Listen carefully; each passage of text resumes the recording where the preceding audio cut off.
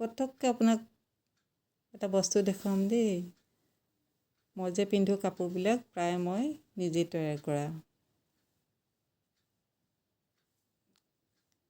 এই কাপোৰসাজ মই নিজে তৈয়াৰ কৰিছিলোঁ।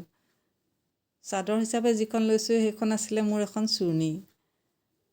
চুৰ্ণিখন এনেই পৰি থাকে, লোৱা তেনেকৈ নহয়। বহুত দিনৰ পৰা ভাবি আছোঁ কি বনাওঁ। মোৰ হাতত অলপমান ক'লা ফিটা আছিলে।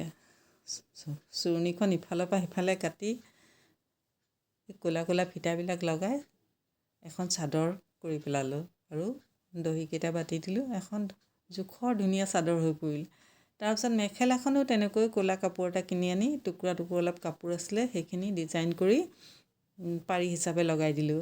এতিয়া মেখেলা চাদৰযোৰ কেনেকুৱা লাগিছে বাৰু কওকচোন? আপোনালোকৰ ভাল লাগিছেনে? মোৰ কিন্তু পিন্ধি খুবেই আৰাম লাগিছে। খুব কোমল হৈছে চাদৰখন। চাদৰখন আছিলে কাশ্মীৰী চিল্ক নে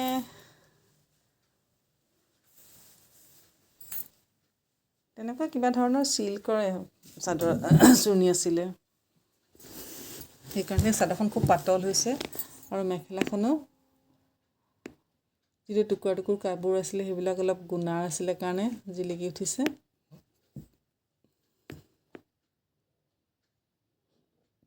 কাপোৰযোৰ দেখাবৰ কাৰণে অলপমান খোজকাঢ়ি দেখাইছোঁ, অলপমান পেচন দি দেখাইছোঁ।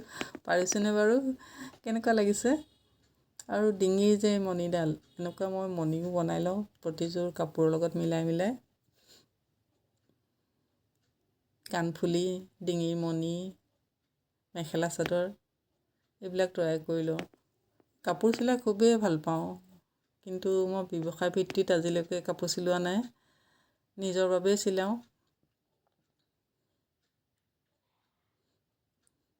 দুখনমান ফটো আঁৰি দিছোঁ লগতে।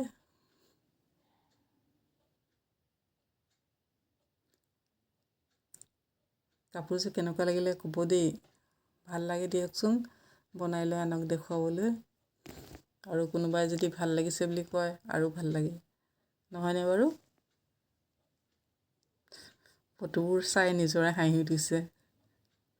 কি যে পজত ওলাইছে ফটোবিলাক।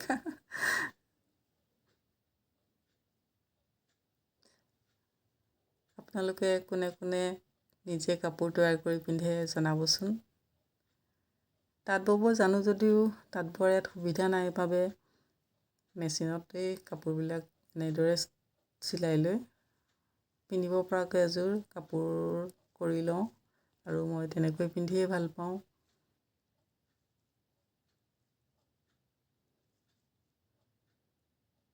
নিজৰ পচন্দত কাপোৰ সাজ তৈয়াৰ কৰি ল'ব পাৰিলে ভাল লাগে, নহয়নে?